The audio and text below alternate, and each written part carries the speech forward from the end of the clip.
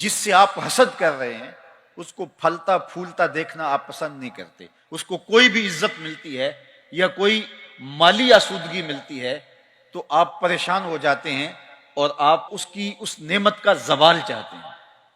اور پھر ایسا وقت آتا ہے کہ وہ نفرت اتنی بڑھ جاتی ہے کہ جو آپ کے اندر انتقام کی آگ کو اس قدر بھڑکا دیتی ہے کہ آپ ہر لمحہ اس کو نقصان پہنچانے کے منصوبے تراشتے رہتے ہیں.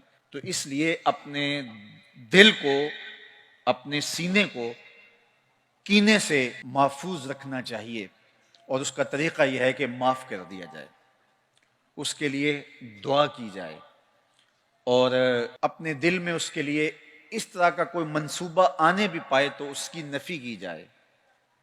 حسد کو پرورش نہ پانے دیا جائے. بے کینہ سینہ یہ مومن کی زندگی کا جمال ہے، جس سے آپ بدلہ لینے کی طاقت نہیں رکھتے. اس کو نقصان پہنچانے کے لیے دن رات کوشاں رہے، منصوبہ سازی چلتی رہے، اور اس کو اذیت دینے کے درپے رہیں، تو یہ کینہ ہوتا ہے. تو اپنے سینے کو بے کینہ کرنے کی کوشش کیجیے، اور اس کا طریق یہ ہے کہ معاف کر دیجیے. ایسے لوگ بھی ہوتے ہیں برادری میں، خاندان میں، اعزاء و اقربا میں، آپ کے کاروباری دوستوں میں، کہ جن کی شر سے بچنا بڑا مشکل ہوتا ہے، اور آپ ایک فاصلے سے رہنا چاہتے ہیں. وہ ایک امر آخر ہے، وہ کینے کے زمرے میں نہیں آتا.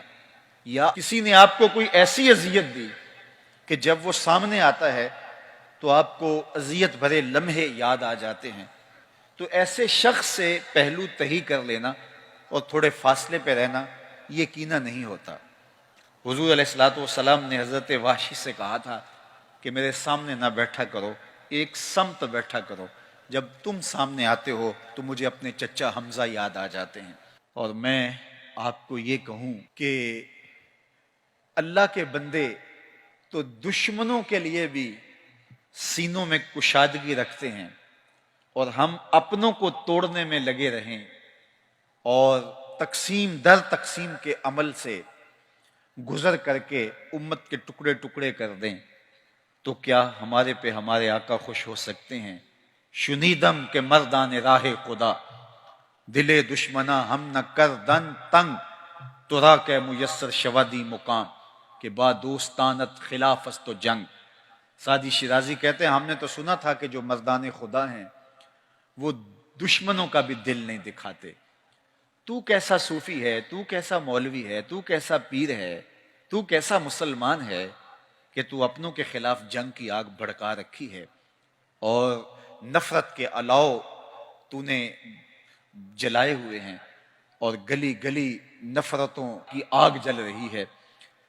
تو کینہ اس امت کو میرے اور آپ کے آقا و مولا نے درس دیتے ہوئے کہا کہ مشاہن جو کینہ توز ہو، جس کا سینہ گدلا ہو، میلا ہو، تو ایسی بابرکت رحمتوں سے وہ شخص محروم رہتا ہے. اس لیے اپنے اندر کشادگی پیدا کریں.